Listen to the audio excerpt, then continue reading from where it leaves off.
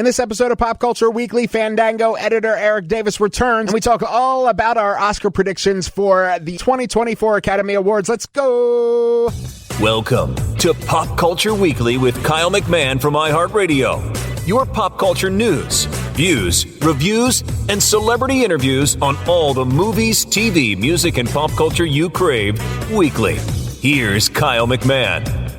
Hello and welcome to Pop Culture Weekly with Kyle McMahon. I, of course, am Kyle McMahon, and I am so happy that you're here to hang out with me for this episode of Pop Culture Weekly.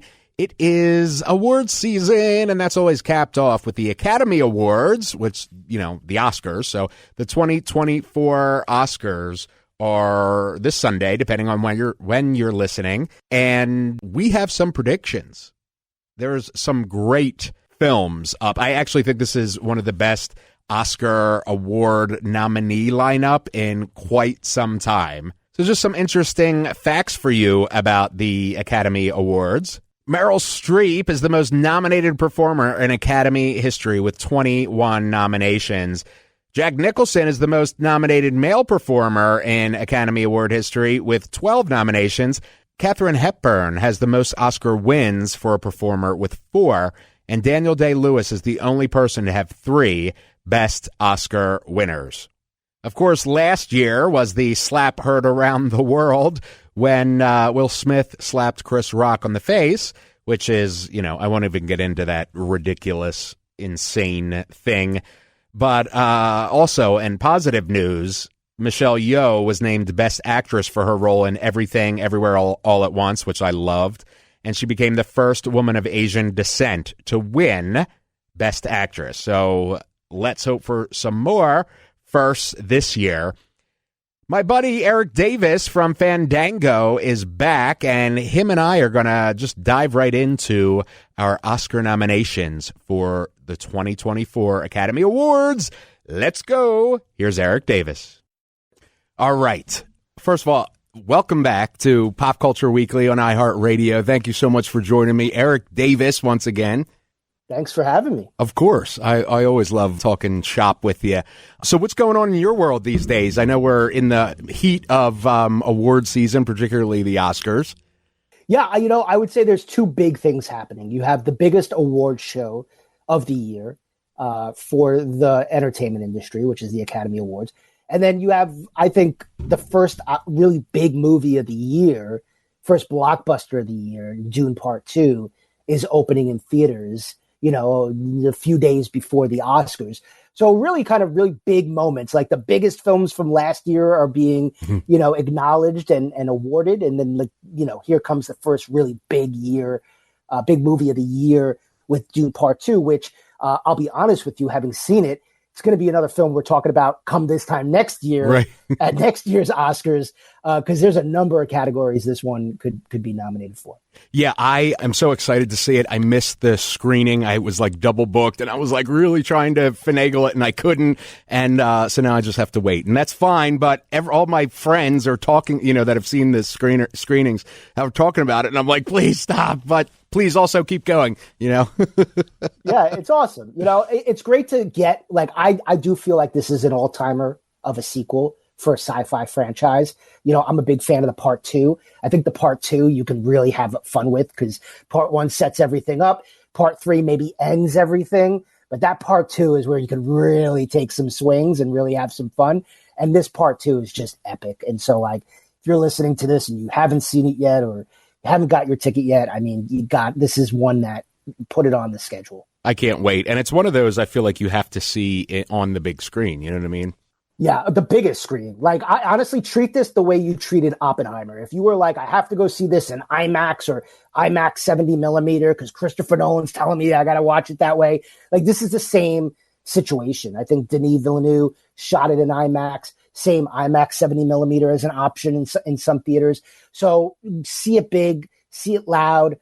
I personally didn't get to see it in IMAX. My screening was not in IMAX. It was in Dolby. So the sound was amazing. But I am going to go back and go see this in IMAX because it's just, the craftsmanship is just on another level. Awesome. I can't wait. And what's going on in the Fandango world? Yeah, I mean, we're getting ready for Dune Part 2, which is exciting, and really getting ready for a long stretch of, here come the big movies. We have after Dune Part 2, there's a new Ghostbusters movie. There's a Godzilla vs. Kong movie. The Fall Guy opens up May, and then we're into a summer season that's got, stacked with, I think, a bunch of franchises that people love: Despicable Me, Inside Out 2, Bad Boys 4, a lot of really good stuff. So we're getting ready for all of those movies. Ghostbusters tickets actually just went on sale on Fandango. So if you're looking to take the family out to that one, I heard it's scary. I heard it's like a scary. I cannot wait for that. That's on sale now. And then over at Vudu, a bunch of those movies that have come out earlier this year have just been released. So you can, check out some of those movies like Beekeeper and several others that are brand new to the platform. So today we are talking about, and I'm just looking at my notes here, Oscar nominations, predictions for 2024. What do you think the big thing will be? Are we going to see a big take home this year? Somebody's going to sweep, or what are your thoughts on that? Yeah, I would say the top story is Oppenheimer. It's the top story. It's been winning all of those Best Picture-esque awards at every award show. So that really is, in terms of a front runner, you can't get any more of a front runner than Oppenheimer is right now. And so, yes, without a doubt, predicted to win Best Director and Best Picture. Christopher Nolan would take home his first ever Oscar. Yeah, which is crazy. Yeah. Crazy to me if he wins for Oppenheimer. And so, but I think the larger story for Oppenheimer, it could either tie or break the record for the most amount of Oscars ever won during a ceremony. So for those counting at home, that number is 11. It is held by Ben-Hur, Titanic is up there, and the last Lord of the Rings movie, Return of the King, all won 11 awards. So Oppenheimer nominated for 13. So we'll see, but we could have another big record holder in its wins this year. I think I loved Oppenheimer so much, and like you said, it's insane that he has never won. It like literally insane, and this has got, in my opinion, this has got to be the movie that he takes it home. It's got to be.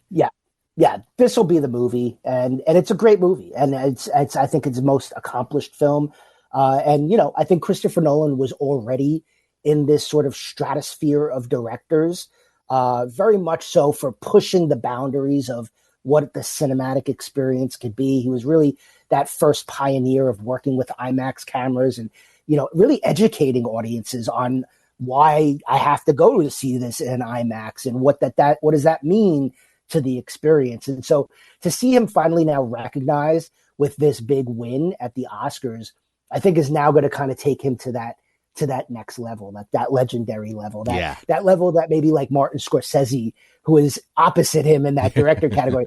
I think that level is like where Scorsese, where Spielberg is. I think it's time to start elevating Christopher Nolan, and honestly, right behind him is going to be Denis Villeneuve. Okay. So just looking at categories here, I'm just kind of randomly selecting some of the best animated feature film. We have The Boy and the Heron, Elemental, Nimona, Robot Dreams, and Spider-Man Across the Spider-Verse.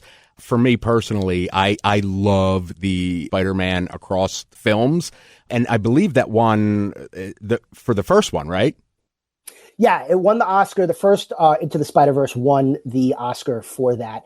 And this is an interesting category and this is a few different categories where, a lot of Oscar experts will look at who's winning the other award shows. The Academy Awards is not the only award show. There's like a million award shows. And so, this is one of those categories where Across the Spider-Verse has won a bunch of awards, and then The Boy and the Heron has won a bunch of awards. And so which of those two films is going to win it? There's some people that say, Into the Spider-Verse won, for its first film, and this is a second installment. And so maybe we'll award the next installment, which will cap off the trilogy. But then there are others that, you can't deny just how incredible, the largest team of animators ever assembled made this movie. And watching it is just, such a crazy, wild, visceral experience. Yeah. How do you not give it the Oscar? So at this moment in time, I think I'm going to go with Across the Spider-Verse winning. Yeah, I agree with you. I do worry, as people like us do. Other people are like, why would you be worried about that? But I do kind of worry that because it's a sequel and knowing that there's a third film, are they going to skip over this? And, kind of a Lord of the Rings thing, although Fellowship didn't, really light up awards. But that is in the back of my mind. Like, are they going to go with The Boy and the Heron instead, knowing that there's a third film coming or whatever? But just an interesting thing for me. Yeah, and that's always the conversation. And honestly, we're going to be back here next year talking about Dune Part 2, because I do see it being nominated for Best Picture, and we're going to be saying it's the Part 2. So right. Does that mean that it should be recognized? Should we wait for Dune Messiah, which is likely to be the third film, and they'll recognize the entire franchise at that point? So we'll see. But then again, Miyazaki, before The Boy and the Heron came out, there was a lot of news that this was going to be his last film, that he was going to retire after this film. And then he came out and said, no, I'm not retiring. So I almost want to say, if he stayed with that line, then Boy and the Heron is that front runner, because this would be his last film. They would honor him for retiring on his last film. But now, because that news is out there that it might not be his last film, I think it's a little bit more of a toss-up in terms of which film wins that category. Okay. Best Original Song, which The Fire Inside from Flamin' Hot, I'm Just Ken from Barbie, It Never Went Away, American Symphony, A Song for My People, Killers of the Flower Moon, and What Was I Made For from Barbie. Also, some interesting news that just popped up is, I believe it's Variety, is reporting that Ryan Gosling will be performing I'm Just Ken at the ceremony, which is interesting. What do you think for this? Are the two Barbies going to kind of eliminate themselves? What are you thinking? I mean, the first thing that I'm thinking is that I'm kind of bummed that Jack Black wasn't also nominated for Peaches from Mario Brothers, because to see the two of them, maybe even in a back-to-back performances of those two songs, I think would have been the reason to tune into the Oscars. But I think it's great that he's performing the song. I think it makes sense that he does. And I think it's a toss. I think less so Barbie, and Barbie kind of eliminating each other. I think it's Barbie versus Barbie. I think it's either I'm Just Ken or What Was I Made For. Both songs, again, have won at various different award shows. So I do think it's those two films against each other. If I were to pick one right now, I would go with the Billie Eilish jam. Okay. What Was I Made For? I also too, when you think about original song, aren't one of these songs really popping off on the radio? Yeah. Like, are you just listening to it on repeat when you're driving in your car? That always matters. That makes, because people, it's like, that's the most recognizable to me. I love that song. I listen to it all the time anyway. So that's the song I'm going to vote for. So, What Was I Made For? I'm still hearing it in my car when I'm driving. So, I think that one's going to win. Okay. I thought, this one I thought was interesting. Best costume design, Barbie, Killers of the Flower Moon, Napoleon, Oppenheimer, and Poor Things, which I feel like Poor Things did not get its flowers. I think it is such a creative film that is just, I feel like it just should have been bigger than what it is. What do you think about, all of those are very interesting, and on the spot, in my opinion, in regards to costume. What are you thinking based on past history and looking at these films now? Yeah, and it's interesting. I think if Oppenheimer is not in this show, I think Poor Things is a front runner in a lot of categories. Poor Things and The Holdovers, I think, are dominating the Oscars if Oppenheimer does not exist. But I think Poor Things takes costume design. I think it's Poor Things versus Barbie. Again, another category where, both films have won at different award shows in this costume category. The costumes of Barbie really pop for me. But I do think, I agree that there's a lot of industry love for Poor Things. There's a lot of people that were turned off by that film because it goes to some wild places. But there are a lot of people that love that film and think it's brilliant, including myself. I think that I had such a great time watching that film. So I do think that we're going to see Poor Things pop up in a lot of these below the line categories. I think production design also it could show up there. And then, the big one will be, could Emma Stone, beat Lily Gladstone at Best Actress? That's another category that a lot of eyes are on. For costumes, though, I'm going to go Poor Things. Okay. That is my choice as well. I mean, it's more kind of a personal choice just because I love that film so much. And I just, like I said, I've talked to friends, like kind of non-industry friends about it, and they're like, what? And I'm like, Poor Things, it's so good, and blah, blah. And, I just feel like it should have been so much bigger than it was. And I hope that it gets its flowers, for the Oscar ceremony. I think it will. Yeah. I think it will. I think that director, Yorgos Lanthimos, his films have a specific kind of tone to them. Yeah. Right. And so, and it's the kind of tone that takes some chances. And so you're going to have a lot of people that are all in on his films. Like, I'm one of those people. I love his dry, warped sense of humor. I'm all in on everything he does. But then there's a lot of people that are just turned off by it because it's not as accessible as Barbie, or as something that like The Holdovers. Yeah. It's not an accessible general consumer entertainment. It's a little bit left. Right. And so, I think it takes some chances. But if you're all in on that, then you're all in on everything that he does. Yeah, he is amazing and a visionary for me. For me, he's like a more artsy, not that Tim Burton isn't artsy, but like the art student, evil, stepbrother of Tim Burton. You know what I mean? He's got like this vision, and it's I just love him, and I love Poor Things.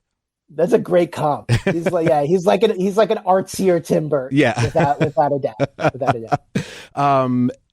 Best Actress in a Supporting Role: Emily Blunt for Oppenheimer, Danielle Brooks for The Color Purple, America Ferrera for Barbie, Jodie Foster, Divine Joy Randolph for The Holdovers. This is an interesting category for me because I think it's so many ways that they could go. Color Purple for me was very also. I feel like the awards love overall wasn't huge, and I thought it would be. I thought it was such a good film. I thought it did an amazing job of marrying the book and the movie and the musical all in a kind of its own new thing. And,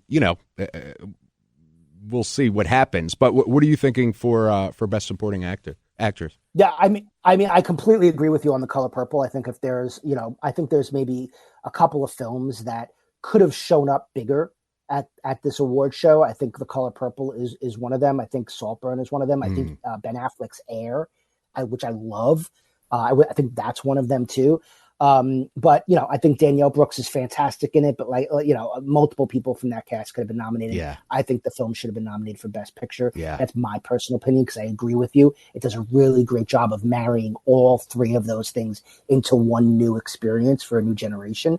That being said, this is one of those categories where I think you do have to look at all of these previous award shows, and Divine Joy Randolph from The Holdovers has won literally every single supporting actress award. So if she does not win in this category, it's the shock of the night, without a doubt. It's the upset of the night. But I think that, The Holdovers is one of my favorite films of the year. Yeah. I think I don't know how many categories it's going to be awarded in. I think this category is a lock for that film getting kind of its recognition, and I think Divine Joy Randolph takes it. Okay.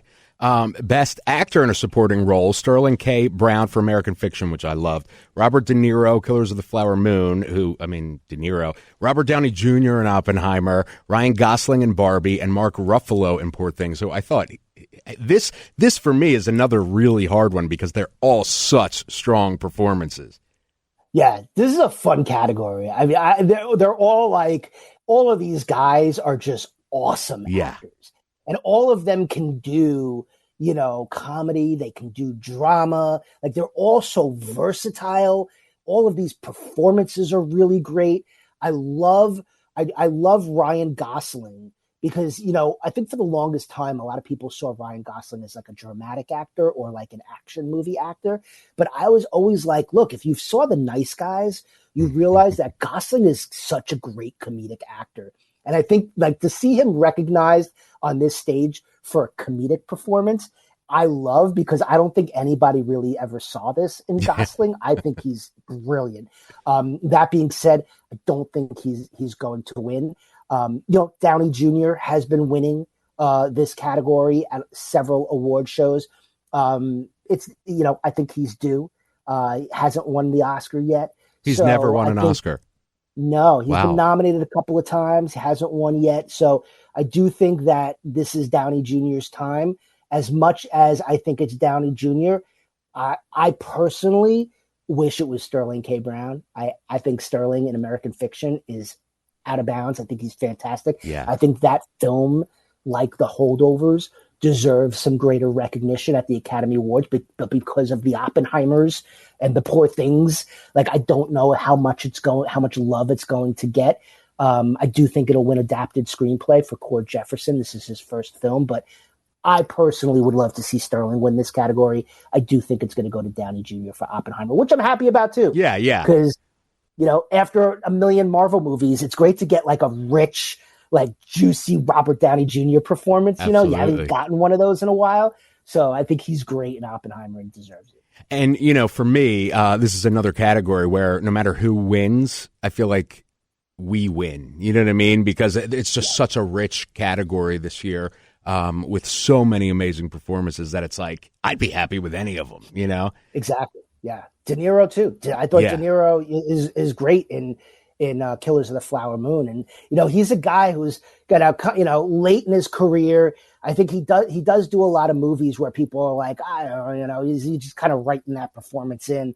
But whenever he shows up in a Scorsese film, you can tell like he shows up to like bring everything he's got. And I think he's great in Killers of the Flower Moon. I think Leo is great in that film too. I think Leo could have been nominated as well. I think it's one of his more versatile performances. So I think that was kind of a surprise to not see him definitely in that acting category. Definitely. All right, we're going to take a break for just a moment to pay the bills. I love you, and I love that you support us and me and this show and everything I do, and I hope to continue to keep it coming for you forever and make it better and bigger than ever every single time. But to do that, we have to pay the bills. So hang out here for about 60 seconds, and we'll be right back to dive in. All right, we are back. Thank you for hanging out with us and letting us pay the bills. Let's get back into my conversation with Fandango editor Erik Davis on the Oscar nominations and our predictions for the 2024 Academy Awards. Best Actress in a Leading Role, Annette Bening for Nyad. How do you pronounce that? Nyad. Okay, so I was saying it right. Lily Gladstone, Killers of the Flower Moon. Sandra Huller for Anatomy of a Fall. Carey Mulligan for Maestro, and Emma Stone for Poor Things. I am again partial to Poor Things, but Lily Gladstone was incredible, and I think you had mentioned she's been kind of sweeping, right? Well, not necessarily. Like okay. Emma Stone has won some of this award as well. Emma won the BAFTA, and I think a lot of people then shifted to Emma Stone taking home the Oscar, and then Lily Gladstone won at the SAG Awards, and so now everybody's shifting back to Lily Gladstone. But you know that's fun. Like this, I think is the category of the night.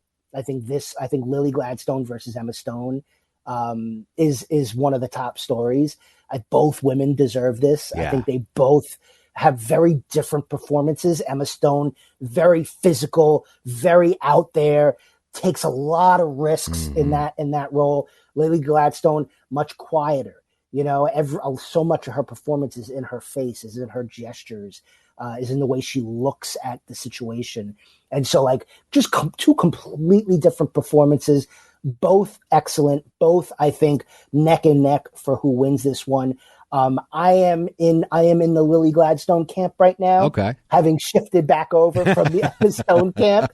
I think Lily Gladstone wins. If she does win, she'll be the first Native American woman ever to win this Oscar for Best Actress. So history is on the line, and I think Lily takes it. And you know what? I hope Lily takes it, because Emma Stone, great actress. She's good. She's going to have a career. She's going to be in a bunch of big films coming out. She's good. Yeah. And she'll be back here at some point. Lily Gladstone is an actress that I think is on the up and up. A lot of people, she's not a household name like Emma Stone. And, winning an award like this is so meaningful. It's so impactful for an actress like Lily Gladstone. And so I hope it goes to Lily, because I think it'll really kind of then catapult her to the next level of her career and put her in a bunch more movies that make her a household name. Yeah. And, it's interesting because, like you said, should she win, she would be the first Native American woman to win this. Now I'm like, wow, history really is on the line. So now you have me switching over. I'm like, but that'll be a great one to watch. Yeah, without a doubt. Best actor in a leading role, Bradley Cooper for Maestro, Coleman Domingo for Rustin, Paul Giamatti for The Holdover, Cillian Murphy for Oppenheimer, and Jeffrey Wright for American Fiction. This is another one, in my opinion, that is hard to pick for me. I mean, they all did such great performances. They're all such great films. What are you thinking? I agree. I think they're all great films. Cillian Murphy has been winning this for Oppenheimer. He is, I would say he's due. Great actor. Yeah. Never really recognized in this fashion. This is his first ever Oscar nomination. So I think this is an actor who is due. Then again, Giamatti I'm such a fan of The Holdovers. It is a great so film. Every time I talk about that film, I just smile. I feel like it's going to be a film that I watch every holiday season, because it just gives you those comfortable vibes. Yeah. Giamatti's won. He's won this award at some of these award shows. So, I don't necessarily think it's as close of a toss-up as it is between Lily and Emma for Best Actress. But I do think there is a lot of people that are looking at this as like a Cillian versus Giamatti. And so I think Murphy's going to win it ultimately. But I do think it's a bit of a race. But everybody in that category is awesome. It's great to see Coleman Domingo, who's an actor who in the last few years has really sort of stepped out, and everything he's doing is memorable. Every performance he turns in is memorable. He reminds me of Sterling K. Brown in the way of he's an actor that just, you can tell when he's performing, he gives 120%. He gives everything he has to that character that he's playing. Both of those guys kind of remind me of each other in that way. And so, if I was going to say, hey, Erik, you get to pick who gets it, I'd give it to Coleman, honestly. But I do think Cillian's going to win. Okay. Best Director, Anatomy of a Fall, Justine Triet, Martin Scorsese, Killers of the Flower Moon, Christopher Nolan, Oppenheimer, Yorgos Lanthimos, Poor Things. Am I saying that right? Yes. Okay. Jonathan Glazer, The Zone of Interest, which was, wow, that was a film it was a great film, but oh my God, I needed therapy after that. More therapy than I normally get. Great film. Who do you think is, we kind of talked about this before, you think this is Nolan's year? I think Christopher Nolan wins this. I think he wins his first Oscar in this category, without a doubt. Again, similar to Divine Joy Randolph, if Christopher Nolan does not win in this category, you're looking at a pretty big upset. Yeah. And honestly, if he doesn't win, I think it goes to that guy, Jonathan Glazer, just because I think there's so many people, so many directors, so many industry folks who are so taken by the way that film was shot and the sound of it. And so I do think the Zone of Interest is going to pick up, a couple of Oscars, probably in the below the line categories. But, Oppenheimer, Nolan, this is his year. He deserves to win it. Yeah. He took a film about, a nuclear physicist and made it one of the highest grossing movies of the year, one of the most entertaining films of the year. How do you not give this guy the Oscar for just achieving that? Yeah. Yeah. I agree. I love him. I love the film. And I really am hoping that it wins. Best Picture, American Fiction, Anatomy of a Fall, Barbie, The Holdovers, Killers of the Flower Moon, Maestro, Oppenheimer, Past Lives, Poor Things, and The Zone of Interest. Are you expecting any upsets this year? What are your thoughts on this list? Not expecting any upsets as we head into it. I do think, like I said at the top of this, we haven't had a front runner like Oppenheimer. Like Oppenheimer is the front runner of all front runners right now. It has been winning this award at every award show. If it does not win Best Picture, it's a huge surprise. But I also think, like, when you look at this list of Best Picture nominees, it's one of the best I think that we've had in years. Every one of these films is really great. You have giant box office hits on this. You have smaller films that really resonated and meant a lot to people. There isn't a person that I talk who had, a lot of these have been big airplane movies. So a lot of people are discovering, like, Past Lives is being discovered on a lot of airplanes right now. And everybody I talk to is like, I just watched Past Lives on an airplane. I was crying my eyes out. But films like Past Lives, I think, really kind of resonate with a lot of people. But I do think Oppenheimer ultimately takes it. But it's an interesting category. I think this is the first year that we've had two films not in the English language nominated, with Anatomy of the Fall and The Zone of Interest. If one of those does win, it will be the first time since Parasite. It'll be only the second film in non-English language that has won Best Picture. So there is some history there with The Zone of Interest and Anatomy of a Fall, both great films. American Fiction, we've talked about. Another thing I love about this category, first-timers. Celine Song, who directed Past Lives. Cord Jefferson, who directed American Fiction. This is their first film. Imagine your first film being nominated for Best Picture. I feel like that's it. I'm good. Done. I'm out. I've done it. So the cool story that I think Cord is going to win Best Adapted Screenplay. I hope he does. I think it's a great screenplay for American Fiction. But at the end of the day, I think this is Oppenheimer's one to lose. Any surprises in general that you think we may see for the Academy Awards this year?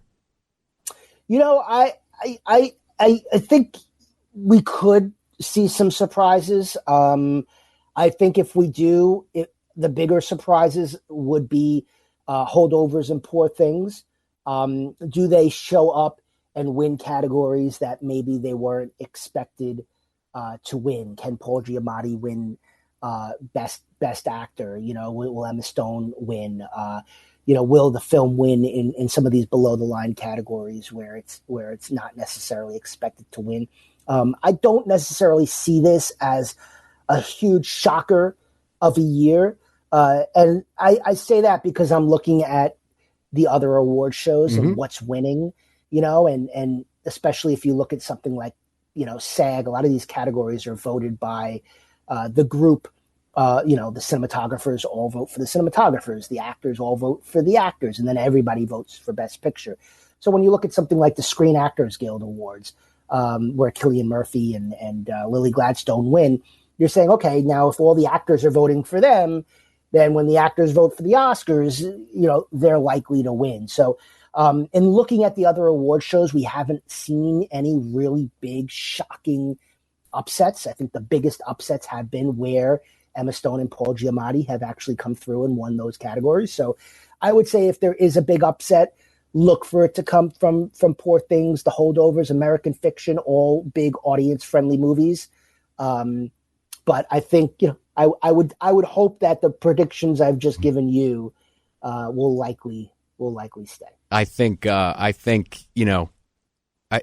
right. I'm on your team Erik there. And you're definitely one that knows what the heck he's talking about. So so I'm looking forward to the ceremony. What else are you going into, as you said, 2024 will most likely be for 2020 in 2025, talking about Dune 2. Any other things that you see this year that you're thinking will be a Oscar lock for a nomination? There's nothing that I've seen yet other than Dune 2 that I feel like that's a film that we're going to be talking about later this year, without a doubt. I think once we get later in the year, Ridley Scott has a sequel to Gladiator coming out in November. The first Gladiator won Best Picture back in 2000. So, immediately, when you have a sequel to a Best Picture winner, you have to kind of say, okay, Ridley did not show up as much in award season with Napoleon. I thought the craftsmanship on that film was fantastic. So you do see it a little bit here, but I think it could have had a better showing at the Oscars. So, Ridley Scott's one of those, he's another great director. He really makes these great movies. So I'm looking at Gladiator 2 as being one. Paul Thomas Anderson is making a film right now. I'm not sure if it's going to come out later this year, but it's got like Leonardo DiCaprio on it and Tiana Taylor. And I'm a big PTA fan. I love Licorice Pizza. Yeah. So, let's see when that film comes out, if that becomes something in the conversation. And, and then from there, we're going to have to see, is there a Barbenheimer this year? Are there, Dune Part 2? Yes. The movie's going to do well at the box office. It's going to be nominated next year. But are there other big blockbuster type movies that pop with audiences, that pop with voters? That's something I'm looking at. And I'm curious to see if any of these big films really resonate with people. But, right now I would say, if you're looking at your 2025 Best Picture list, scratching Dune Part 2, and then let's see how it fills out. Fandango, as always, is covering all of award season and films all year, but especially there's a lot of content and coverage with the Academy Awards, with the Oscars, right? Yep, we'll be covering the Oscars at Fandango, also our sister site, Rotten Tomatoes. We have ballots that you can print out if you're going to have fun at home with your friends and drinking games, and have some drinking games with them. So we have a printable ballot that you can get on either Rotten Tomatoes or Fandango. Rotten Tomatoes was at the Oscars luncheon recently, so there's a bunch of interviews that they have on their channels for that. I would say, we have this big ticket interview series that I'm very proud of. And we did the first big cast interviews for Barbie and for Oppenheimer. They're two of our most watched interviews of the year. So I would say going into the Oscars, if you haven't checked out those conversations, they're lengthy. Our Oppenheimer conversation's like 30 minutes long. That's People awesome. have been loving it. Really great conversation. So I would say go over to our channels, maybe watch some of those conversations. All of these films, many of the films that are nominated are also available on Vudu right now. And I know we'll probably have most of them on sale, and there's Oscar sales. And so definitely if you need to catch up at home, go over to Vudu and you'll find the awards collection, and you'll have everything that's at least available at home right now. We will have over there on Vudu. Awesome. And where can we find you and follow all your stuff? Yeah, I mean, at Erik with a K Davis on the Twitter or the X, and this is Erik Davis on some other platforms. But just type in Erik Davis Fandango and you'll find me somewhere. Awesome. Chirping about movies. Are you on Letterboxd?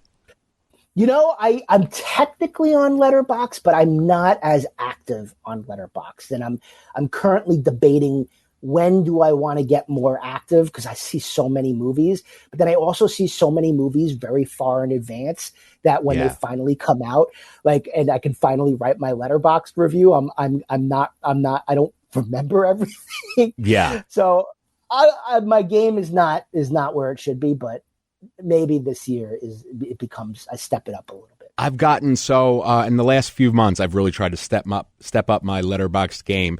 And I've been running into that problem where, I just saw a film yesterday in New York that doesn't come out for a couple weeks, and there's the social embargo or whatever, and I'm like, crap. So I'm like, do I write it in my notes and then go back and copy and paste it now or whatever? But the community is so awesome there, and so I really am trying to actively get more involved in it because it's film lovers like us. You know what I mean?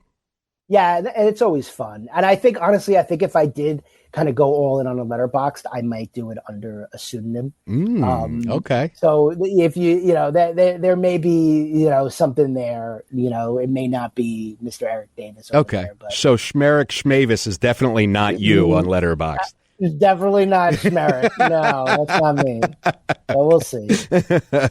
Thank you, Erik, as always. Fandango.com and Vudu as well, and Rotten Tomatoes. I appreciate you hanging out with me and talking about the Oscar nominations. Please come back again, as always. Yeah, without a doubt, man. Anytime. Enjoy the Oscars. Thank you. You too. Erik Davis. It's always a pleasure to have Erik on. He's just an encyclopedia of knowledge. We have a lot of the same tastes, and I love that, obviously. Let me know what your tastes are. Who do you think is going to win at the 2024 Academy Awards? Who are you rooting for? What do you think are the upsets? What are you expecting? Hit me up on social. Let me know, or email me. All the links are in the show notes on this episode or the websites, popcultureweekly.com. And I will see you next time with some very interesting guests. Get it?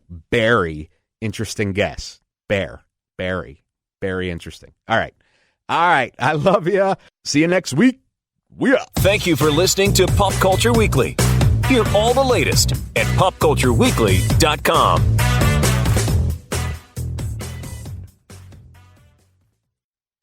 Keep my wife's name out your fucking mouth. Keep my wife's name out your fucking mouth. I'll slap you, Chris Rock. Keep my wife's name out your mouth. I'll slap you on the face. Keep my wife's name out your mouth. Me.